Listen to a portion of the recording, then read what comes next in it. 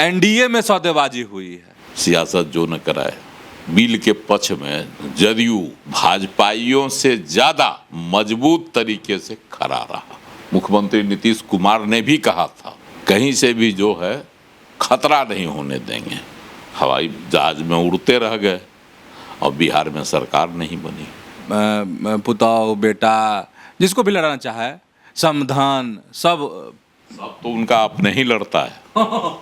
यही हाल तो चिराग पासवान का है। कि नया प्लेयर आ रहा है एनडीए में, के सहनी आएंगे।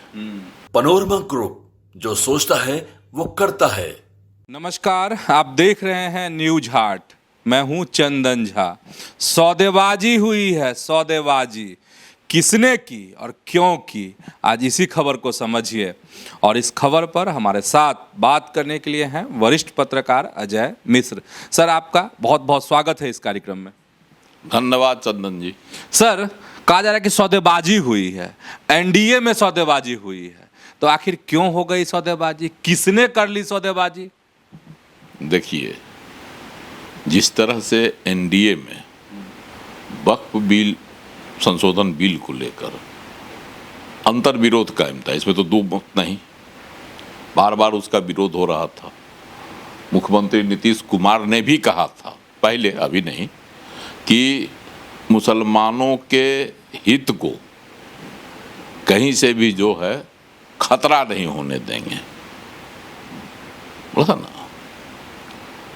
तो फिर भी जब मुख्यमंत्री नीतीश कुमार का यह था तो लोगों को लग रहा था कि वक्फ बिल जब संसद में पेश होगा तो जदयू अपना रुख कड़ा करेगा। लेकिन उम्मीद के विपरीत बिल के पक्ष में जदयू भाजपाइयों से ज्यादा मजबूत तरीके से खड़ा रहा और चिराग पासवान भी, जो पहले नहीं बोलते थे कुछ, उनका भी रुख जो है अल्पसंख्यकों के हित की ही बातें ज्यादा करते थे। वह अपने पिताजी का उदाहरण देते थे। वह अल्पसंख्यकों के बड़े हितैषी नेता थे और रामविलास पासवान थे भी। एक बार वह समझौता नहीं किए, मुस्लिम मुख्यमंत्री या उप मुख्यमंत्री बनाने के का राग अलपते रह गए, हवाई जहाज में उड़ते रह गए और बिहार में सरकार नहीं बनी 2005 के शुरुआत में। और उनकी एक ही जीत थी। तो चिराग पासवान का भी था और मांझी ने तो शुरू में ऐलान कर दिया था हम वक्फ बिल के समर्थन में है, उसमें मुसलमानों का हित कहीं से भी प्रभावित नहीं हो रहा है। और तो खुल्लम खुल्ला था मांझी जी का। लेकिन जदयू और चिराग पासवान का रुख स्पष्ट नहीं था। अंत तक संशय की स्थिति बनी हुई थी। और तो अचानक जो बदलाव आया वह भी अमित शाह के बिहार दौरा के बाद। 2 दिन वो बिहार में रहे, है ना। और एनडीए की बैठक भी हुई, नीतीश कुमार जी से भी मंत्रणा हुई, अमित शाह की हुई, उनके घर पर गए थे अमित शाह मिलने, बातचीत भी हुई और स्पेशली उनके आवास पर गए थे मिलने के लिए।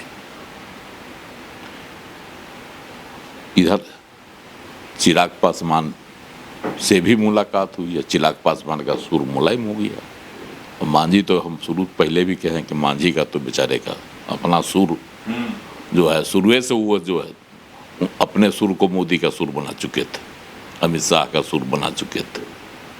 और उपेंद्र कुशवाहा बार बार एक के बतवा दोहराते थे कि सब जो है सदन में जब पेश किया जाएगा तब हम अपना रुख स्पष्ट करेंगे। लोकसभा में तो उनका कोई मेंबर ही नहीं था, राज्यसभा में कर्तव्य करते तो वही करते।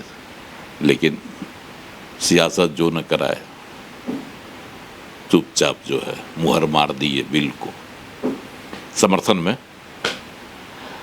इन सब चीज़ों के पीछे जो एक खबर उभर कर आ रही है कि अमित शाह ने सीटों का गणित खेला और जिन्होंने जो इच्छा व्यक्त की तात्कालिक तौर पर उस पर अपनी सहमति दे दी।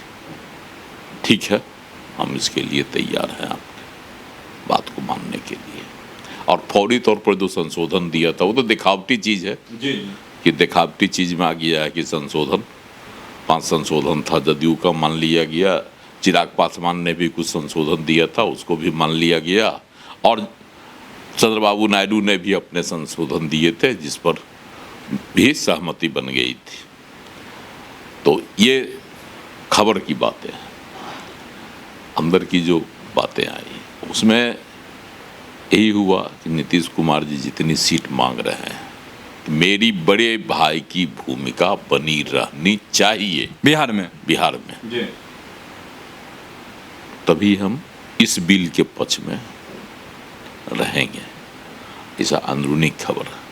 हालांकि नीतीश कुमार न कुछ बोलते हैं न कोई उनका बयान आता है, लेकिन जो खबर है, जो बातें बाजार में आ रही हैं, उसके अनुसार अमित शाह ने सहमति दे दी।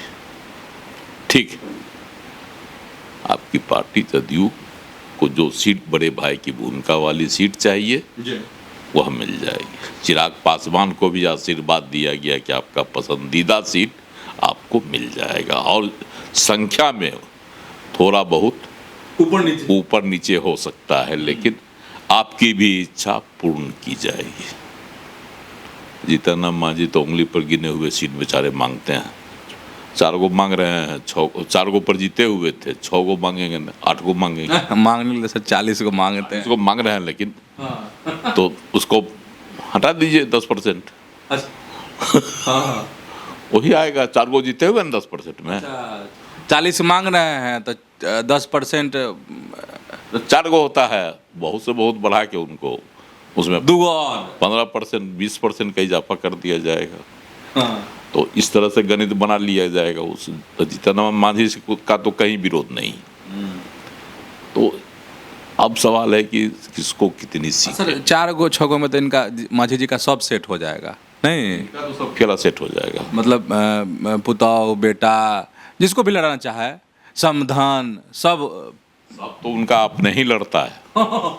यही हाल तो चिराग पासवान का है। उनका भी तो सब अपने ही लड़ता है, लेकिन अधिकांश तो उनके बन गए सांसद रिलेटिव अपने। कुछ छूट भी गए सर, चचेरा भाई सब छूटिए, चचा छूटिए गए इस बार। चचा तो पहले ही से अलग है।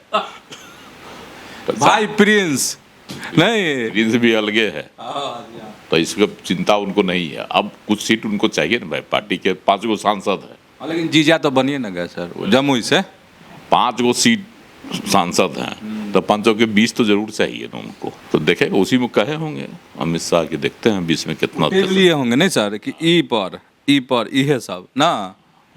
चिराग पासवान सहमत हो गया, अन्यथा फिर अमित शाह ईडी सीबीआई सब तो उनके ही हाथ में है, झोली में है, निकालेंगे। सर ये क्या कह रहे हैं?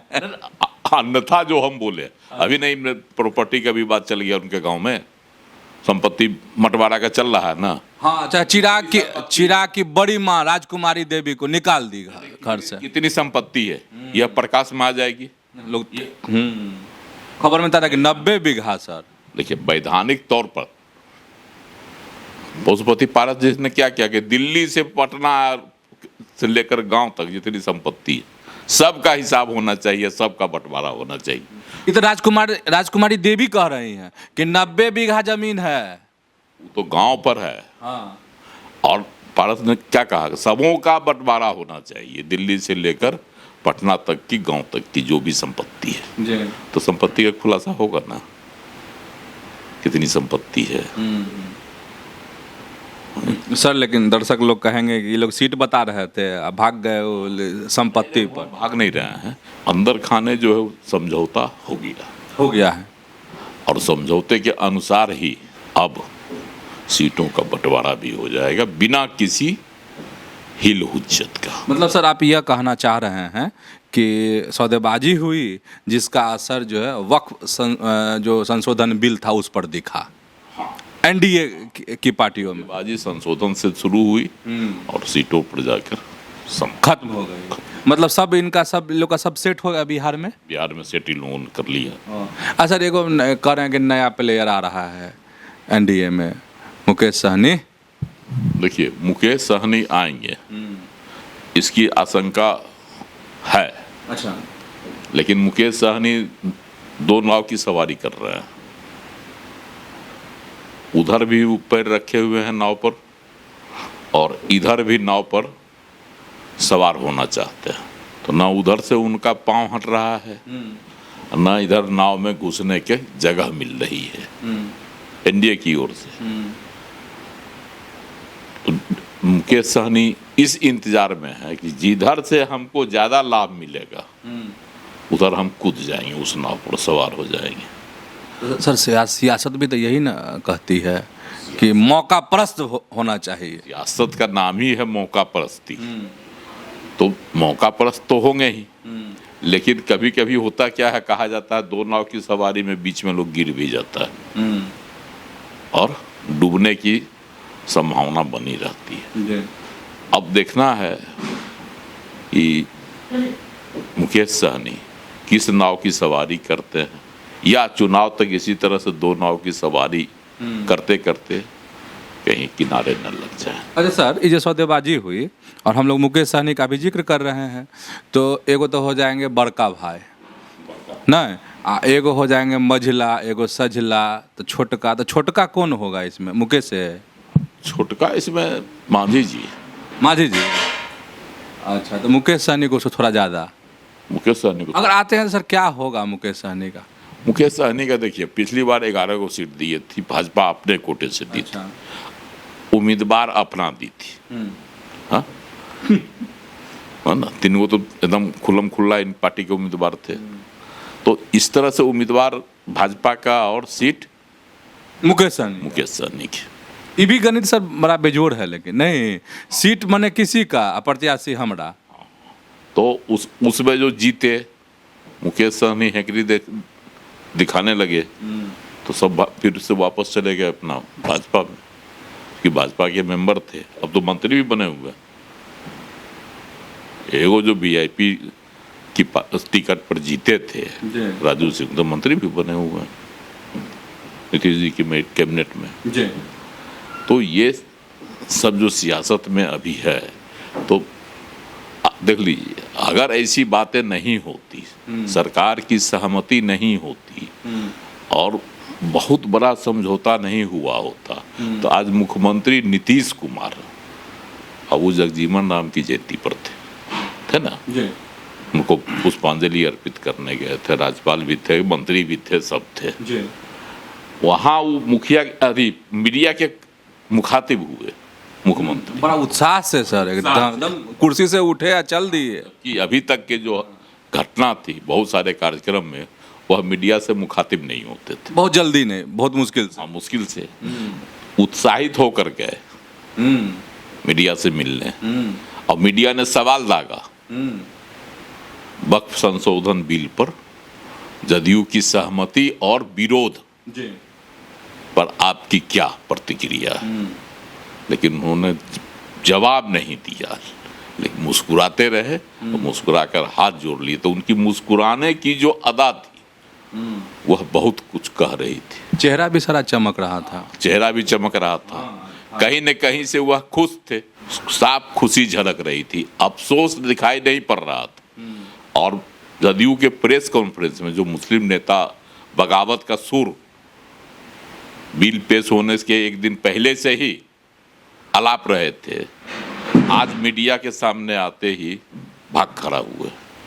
उसमें गुलाम गौस भी थे, अशफाक करीम जैसे नेता भी थे, जो पहले ही कह रहे थे कि हम तो भाग जाएंगे।